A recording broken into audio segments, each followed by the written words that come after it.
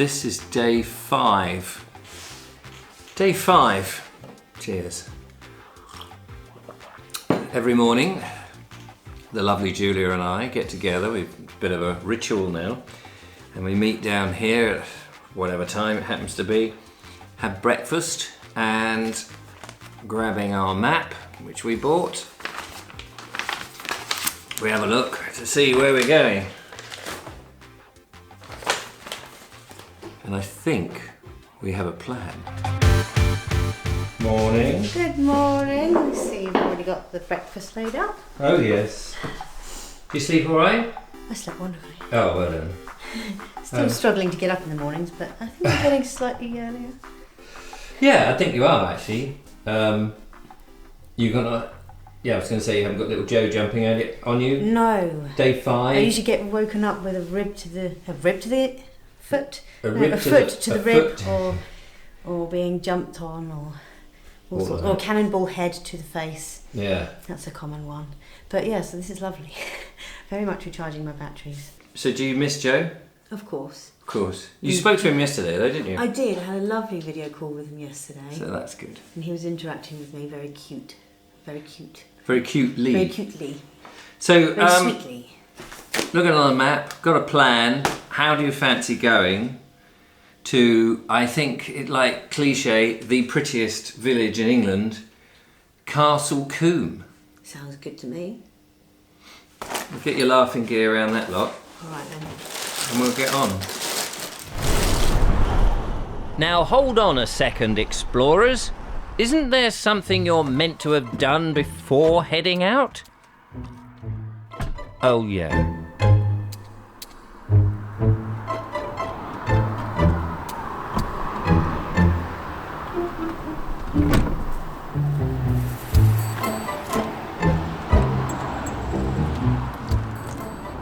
Richard forgot to wash the windscreen. He washed the whole van before we left, but he forgot to wash the windscreen.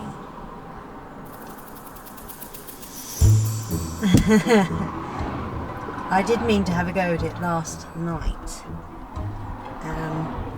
But as with many little things that I keep forgetting to do, I forgot.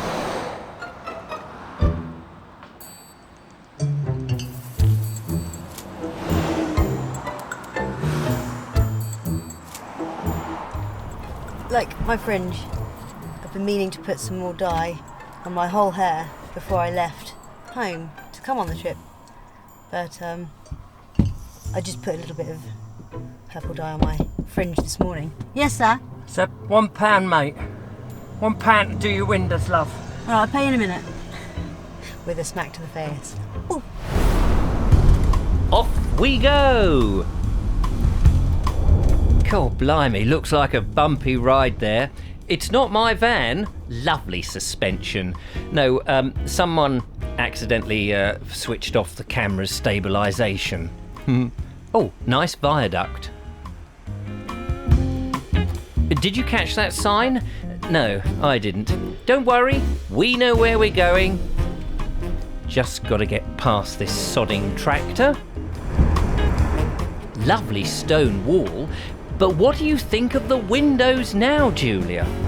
Yep, the windows are looking much better. You can see through them without bug splatter.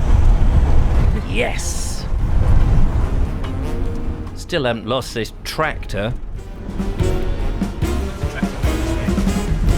Oh look, another one.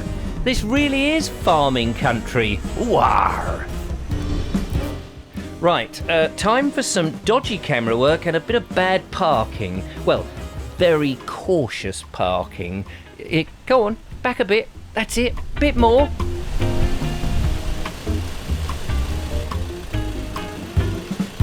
Well done. There is a 5-minute walk to Castle Coombe, maybe 10, and it's all downhill. Up on the way back, of course. There's no parking in the actual village, which is a good thing, although I've no idea what the residents do. The village sits in the Cotswolds in an area of outstanding beauty in northwest Wiltshire. So the Visit Wiltshire website says. It is lovely, but the first thing you really notice are the tourists.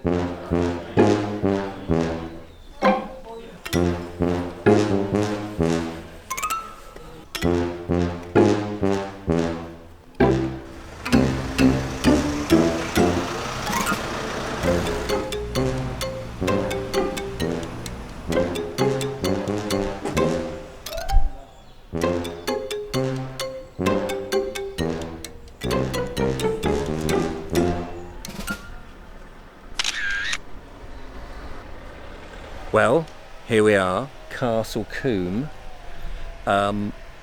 Fascinating place, beautiful architecture. Stunning. Almost, a place caught in time, and yet nothing going on, and tourists. There's a couple of pubs which do seem to be open and taking in customers, and a coffee window which you can queue up and get some coffee from, and a bit of cake, I think. Yes. But I think predominantly the draw is the heritage architecture and the stunning valley around it, I have to say. Yeah, so it's in the bottom of a valley surrounded by trees, beautiful trees, and then it's very Cotswoldy. Should we wander along a bit? Yeah. And of course there's lots of tourists who either brought their sandwiches or they visited the pubs, and they're just admiring the wonderful architecture, the stone-built buildings, the wonderful roofs here, the stone roofs, and all of that. And then occasionally the silence here is broken by a lot of vans and delivery people. And then the occasional, behind us there was a gated area and big expensive cars, I noticed, came out. So that was interesting. And then just, I don't know, there feels no atmosphere here. It's almost like a deserted village in some ways. Except for all the tourists. Except for the tourists who are walking around a bit zombie-like. Don't you think? Is that just me being a bit rude?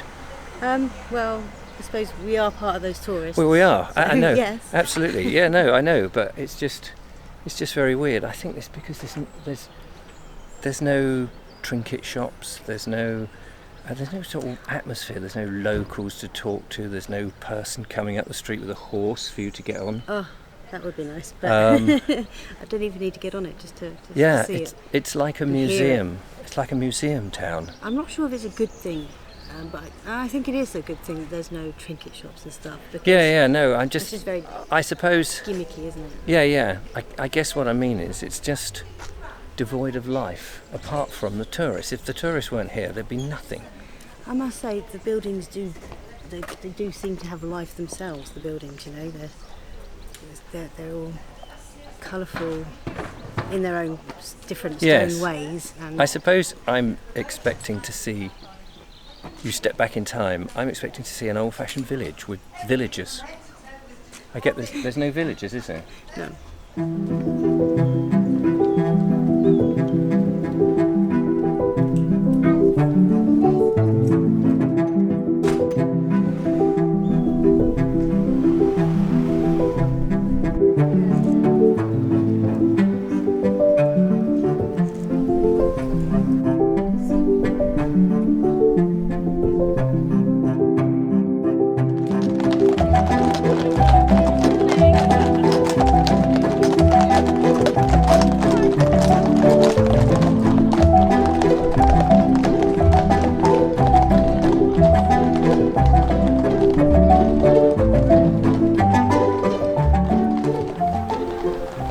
I've been asked before by one of my viewers if I'd been to Castle Coombe. I got confused with somewhere else and I hadn't been here before. So when we saw it on the map we thought, well, we've got to come.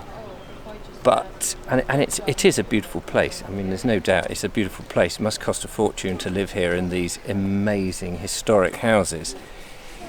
But I do feel, I don't know, somewhat disappointed. The only people you see are the tourists, of which I'm one of them. Yeah. And you've got the signs up from the villagers saying, please respect our privacy. don't fly your drones over and all of that. So I can imagine it must be a nightmare for the locals, because I don't know what they get out of it. You can totally understand the peril of the plight of the locals, but again, you can also understand why there's such a draw for people to come here. It is so beautiful. So you've got to put up with that, unfortunately, yeah, if you buy a house that's so gorgeous in such a lovely village. And yet I still feel that it's very sterile. The soul has gone. It's so clean. It's too clean. It's everything's been scrubbed up, and it's as if the original villagers have gone. The life has gone, and now whoever lives here, I don't know. I don't know them because we haven't seen them. That's half the problem. You don't get that feeling of a community of people. All you've got is the tourists. I think of all the people here, I think I've seen 2 locals. One coming out of her home, or one of the buildings, and another. Actually, no, both coming out of their home. But yeah. And nobody really. Maybe we've just come on a wrong day, and nobody reacting with us. My only suggestion is, if you want to come here early. We should have been here at 5 o'clock in the morning. You'd get beautiful light. Maybe at 6. Yeah, maybe at 6 o'clock on a good day. But there's a sort of steady stream of people. But there's really, apart from taking pictures, having a cup of coffee, maybe a meal in a pub, which is probably a bit overpriced. Maybe. There's nothing to do. There's no notice boards, interpretation boards. There's nothing to tell you about the village, nothing about the legends, nothing about the history. I don't know what it needs, but to me it looks like it's a film set without the actors. Don't you feel that? Yeah, to a certain degree, yeah. It's like an abandoned film set where the crew and the cast have gone home. Okay. That may not seem very fair, and I'm going to address that point shortly, because we did meet a local, a lovely lady called Hilary, who put us in the picture. But before that, let's go back to the square, where the appearance of the horses and their riders brought the village to life instantly. The village name, Castle Coombe, comes from the 12th century castle that stood about a third of a mile to the north. Named the prettiest village in England in 1961, there has been no new builds in the historic area since, wait for it, around 1600 AD. Incredible. We've escaped the tourists and come down to have a look at the church. And actually, it's a very, very beautiful church. It's open, so we can go in, which would be nice. There's a tiny, tiny little door. Obviously, we thought of one of our friends, Mark English, who does YouTubes, and he's very into his doors, isn't he, Julia?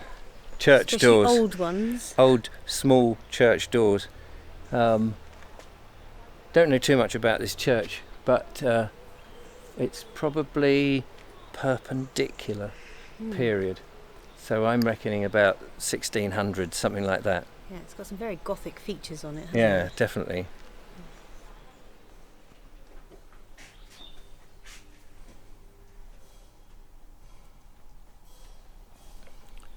First thing I can hear as I come into the church is the clock ticking away. I'd go down and try and record a bit better sound, but I don't think we can get down there because of all these ropes. Oh, wait a minute. Julia's found a way. Excellent.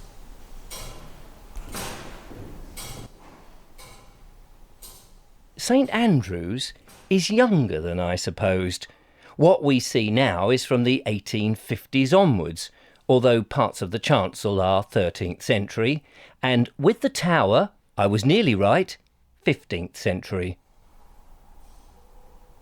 At least at the time of filming, I'm still alive, unlike that poor geezer. What a fascinating old clock that is in the encasement there.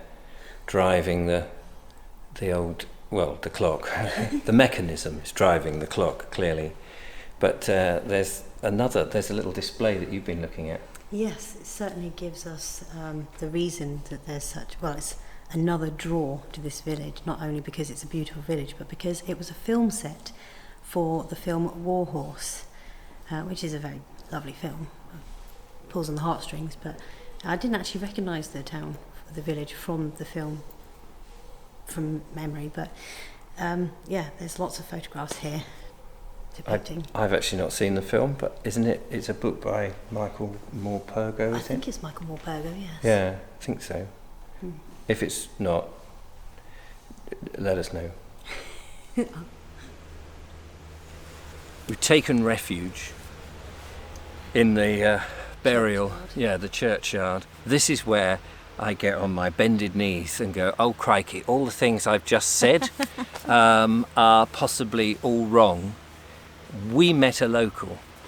And Yes. that's the thing. That's what you were after, wasn't I it? want to find somebody who is part of it, who's able to talk and just elicit some information and share with us, because the first thing I just said was, how do you put up with all the tourists? And she said, well, we like them. And I thought, We're friendly people, she said. Yes. And most tourists, she said, are pretty friendly and polite and considerate. We did ask if we could film her, but she wasn't willing to be filmed. Well, we didn't actually. We said, we won't ask you. Yeah, we won't ask you, because when I said that, she said, oh, no, I don't want to be. Her name was Hilary, and she had 2 lovely hounds. That was Fanny and Sprout. Fanny and Sprout. Oh, the other thing she said was the reason it seems a bit empty is because a lot of the houses are second homes. That was the other thing that was really tore at my heart. And I explained about my thing with villages that used to be a community, the farming, the weaving, the landlord, the church going, the shops, the old post office, all of that.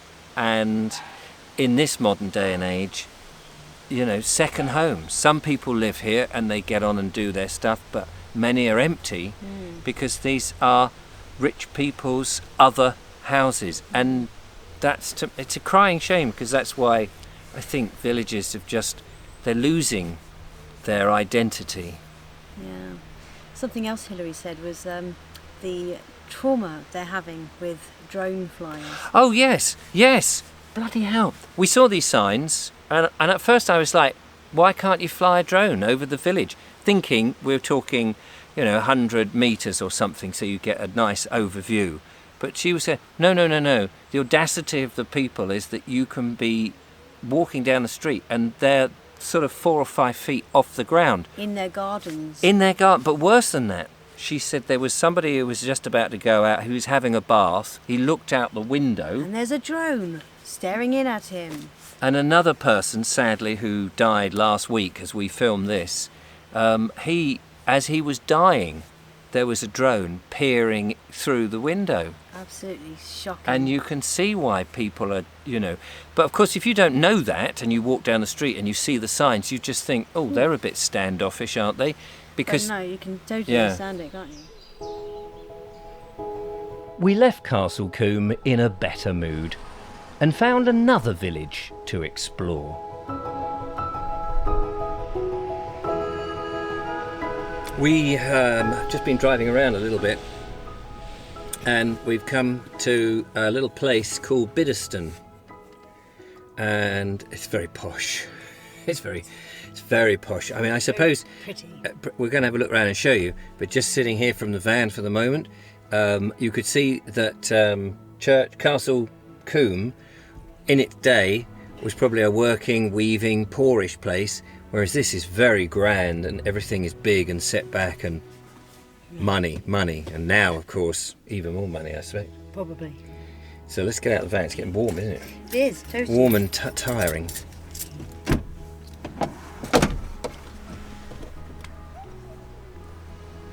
It took no time at all for Julia to spot life in Biddeston.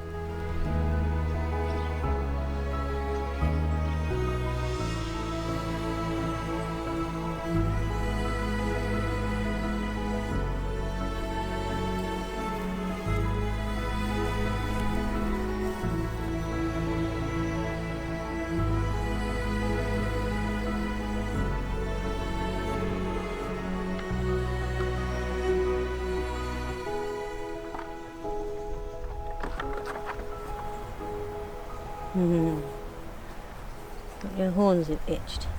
Oh yeah. Oh yeah, is that good? Oh yeah, that's good.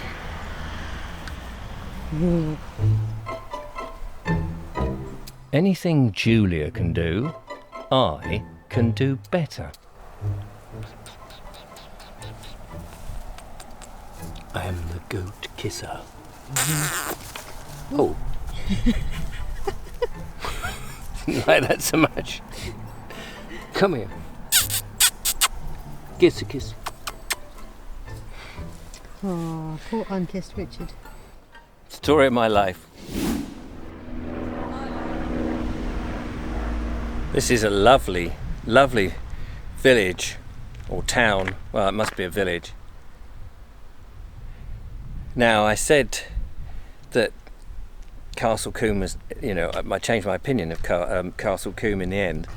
Although I couldn't live there with all the tourists coming in. But here, I could certainly live here. This is, if I had to find out the history of somewhere and make my videos and have a permanent set, this would be it. This would most definitely be it. It's the set of a Miss Marple film with Margaret Rutherford. Murder at the Big House, something like that, with all the characters. And I imagine back in the 1940s, this must have been, on its last moments of a village in which the people lived who were part of the village. Now I imagine, of course, like so many places, this is where out-of-towners live and retire. But it's absolutely gorgeous.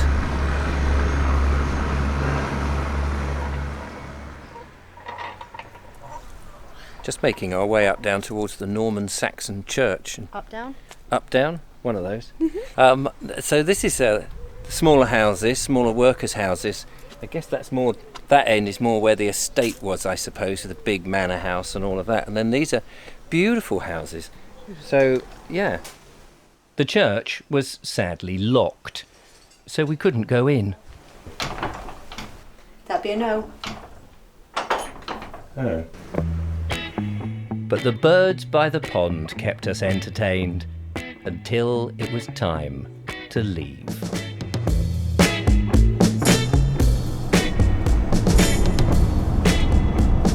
Well, I think we'll head back now, make a cup of tea, think about dinner tonight. And we got a bit of chilli left over from yesterday, so we could have that with baked potatoes maybe, a bit of cheese. Then that's another day. Where are we today? Wednesday. We've got Thursday tomorrow, full day, and then Friday we start to make our way back. Pop in to see your brother, pop in to see your mother, pop in to see the other, and home. Yeah, it was a long time where I didn't get to see my brother over the last 18 months, so and he's been poorly a bit lately. Although he's recovered, his wife is now very poorly, so it'd be really nice to go and visit them. And they don't get many visitors. They're well away from the rest of the family, which is sad. So looking forward to that. But yeah, one more whole day of exploration before we start heading home. Yeah, what a shame. Gotta be done though. Yeah, all good things must come to an end sometime.